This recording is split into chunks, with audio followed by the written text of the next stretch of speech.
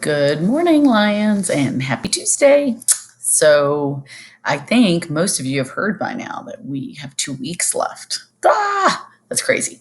So, yeah, we're kind of ending a little early, but that's okay because it's going to work out perfectly.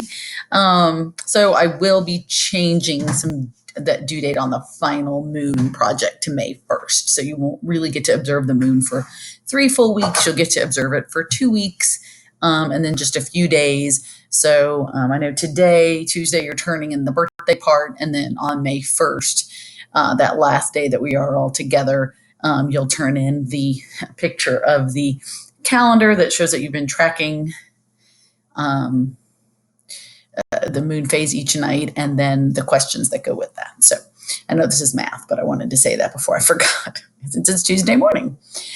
Okay.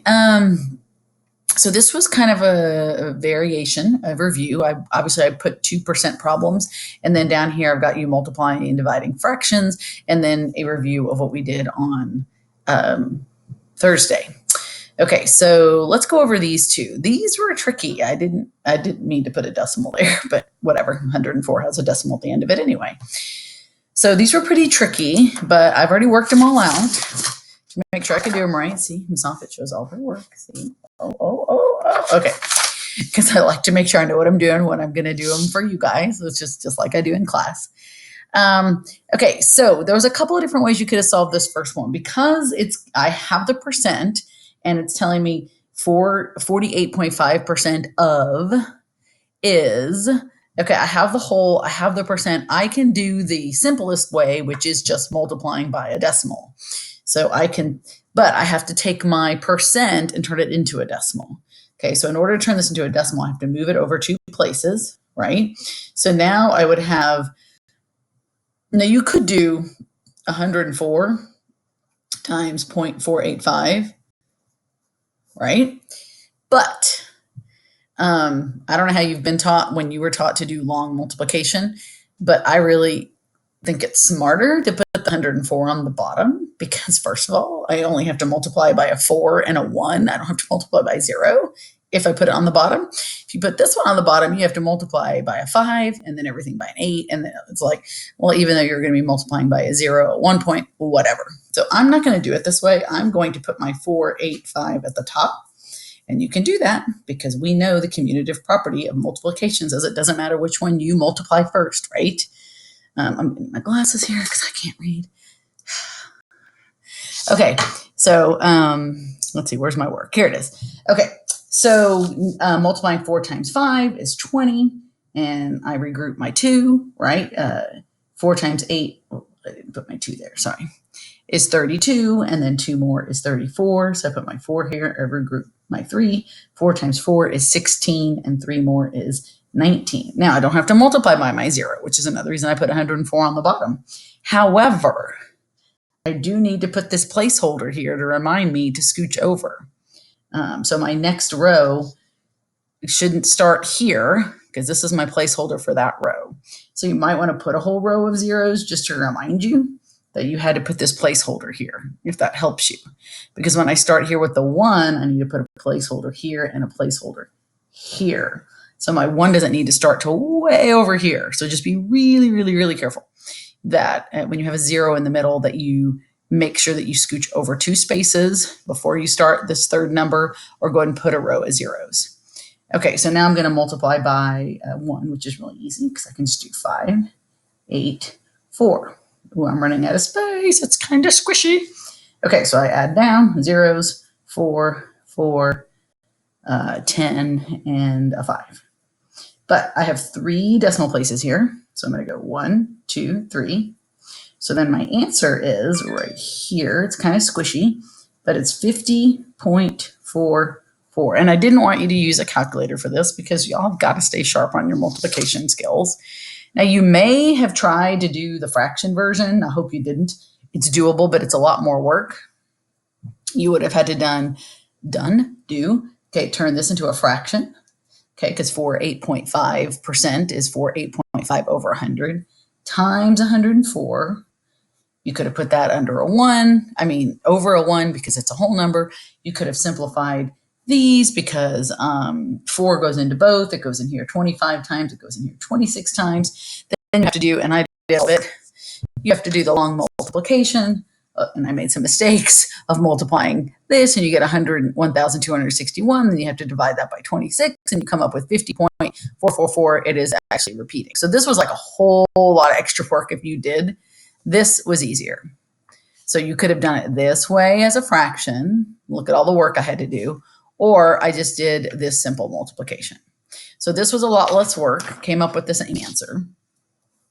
Okay. Obviously, if I was had a calculator and I was at a store, just to show you something interesting, I'm getting a lot of glare there on the calculator, is if you get to where you're doing things on a calculator in the future, just be really careful, because if I do 104 times, it's not 48.5, it's 48.5. And watch what happens when I hit percent. See how it turns that 48.5 into the decimal that we multiplied by. So it actually, the calculator does it for you. So this is a really good thing. When I was done doing this long work, I went ahead and grabbed my calculator, just checked my work to make sure that I got it right.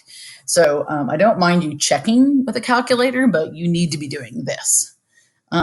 Because if you can't get it right this way and you're relying on a calculator, then you do not have multiplication skills that you need to go to July. Okay, next one. Blank percent of 70 is 28. Okay, well, since we don't know what the percent is, since that's our question mark, that ends up being our unknown. Remember how we wrote it like proportions? And we know of and is. And remember, the way we remember it is over of. So is was my part, because that's the top, 28. Of is my whole, that goes on the bottom. Is over of. This will help you if you can remember this, I promise. Okay, so going back and forth from 70 to 100 is really tricky. So we learned, well, what if I simplify this to make it something that I can get to 100 easier? And usually going to 100 is great. If we can get a 4 on the bottom, or a 5 on the bottom, or a 20 on the bottom, or a 25 on the bottom.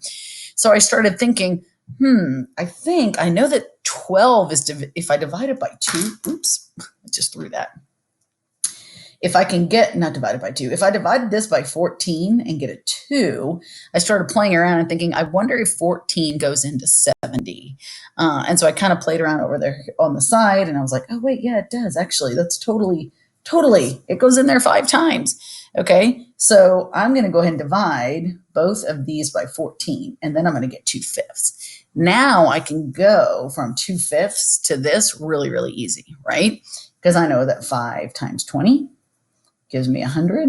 And then 2 times 20, that's super messy there, sorry, gives me 40. So I know that my answer, it's kind of squishy over here, x is equal to 40%. Okay, so 40% of 70 is 28. And then if you're like, did I do that right? You can go, let me see. If I knew 70 times 0.40, which is 40%. Oh, it is 28. That's right. And if you forget to make the decimal, if you want to do 70 times 40%, it puts it into the decimal for you, equals 28. Oh, I did it right. So this is a great way to check your work using a calculator, but you've got to be able to show that you can do this. Okay, moving on. This is taking too long. This is a really good review, though. Okay, when I'm multiplying fractions, yes, that's what those are called. I'm just going straight across. Multiplying fractions is the easiest out of all the fractions, because with addition and subtraction, I have to get common denominators. With division, I have to remember to multiply by the reciprocal, the keep, change, flip. But with multiplication, I just multiply straight across, remember? This becomes a whole number. I mean, this whole number becomes a fraction by putting a 1 over it. So I just have 10/15, right? Which just simplifies down to 2/3. Now I could have simplified before I multiplied, but these were pretty easy numbers, so it wasn't a big deal. But you could have done 5 goes in there once, 5 goes in here 3 times, and you would have had 2/3. Okay, so 2/3, 40%, 5.4. These, you have to do the keep, change. Okay, you cannot divide fractions. You have to change it to multiply by the reciprocal. Now this is important, reciprocal. Okay, we are going to use this today when we start solving equations using multiplication and division. Well, I might have you do a fraction one. The fraction ones are really tricky. We might wait till Thursday, but you need to remember that word reciprocal. It's just the inverse. It's just flipping a fraction upside down. So we're going to take 4/3 and we're going to flip it because it's reciprocal is anything you can multiply it by and get a 0. So 4/3 times 3/4 would give you not a 0, would give you a 1. Not a 0, sorry. Okay, so now I can just multiply straight across. And I would get 15 over 24, right? And I could have simplified before I multiplied. I could have done 3 is 1, this is 2. I could have done that, but I didn't, so sorry. But then I know that 3 goes into 15 5 times, and 3 goes into 24 8 times. So 5/8 is my answer. Okay, last one. This is what y'all did last week. Okay, now some of you did not show the steps the way you were supposed to when you did the class practice, the ones that you submitted a picture of. So I hope when your parents graded yours that they made sure you showed the steps. Some of you just did some, like I'm going to come over here and do 1/2, plus 5/4 and write an answer and then think you're done. This is 4th grade math, 5th grade math. I'm not looking for that. This was the old way. Okay, we're not in 4th grade. We're not in 5th grade. I don't want to see this. I told you guys last week when we were talking that this is the algebra way. Okay, it's a 1-step equation. What I'm grading and what I'm looking for is, can you show me this step? Can you show me how to solve an equation with the 1 step? This is non-negotiable. If you don't show it, some of you got 50s on your class practice because you may have gotten the right answers, but you didn't do any of showing me that you learned how to do a 1-step equation. Show me the 1-step equation. Okay, I'm talking to you. You know who you are. Okay, all right. So you're going to add, because in order to get rid of the 5/4 on this side, because I want to get the A by itself. Remember, we're trying to isolate that A. He needs to be in quarantine. He needs to be all by himself. So we need to figure out a way to cancel out or get rid of or undo. Another good word is undo. To undo the subtraction, you do it by using its inverse addition. Okay, so once I do that on this side, I also have to do it on this side. The other thing is, some of you guys, when it came to the fractions, were trying to show it out to the side. Don't show it out to the side, show it underneath, because if this was a longer equation, which you will get to 2- and 3-step equations next year, and there was stuff coming out this way and stuff coming out this way, you don't have place to really write it out to the side. You need to get in the practice of writing it underneath. Some teachers will have you just draw a solid line completely underneath.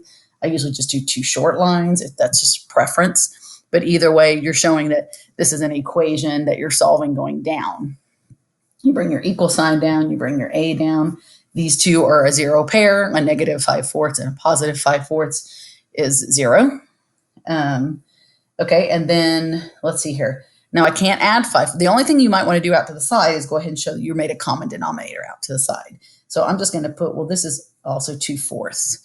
So now I can add 2/4 and 5/4 and get 7/4. You can leave it at 7/4 or you can change it to 1 3/4. Okay. So on this one, A is 7/4 or 1 3/4, which means if I really want to do, I could go back and do 7/4 minus 5/4 would be 2/4, which simplifies to a half. So I know that my answer was correct.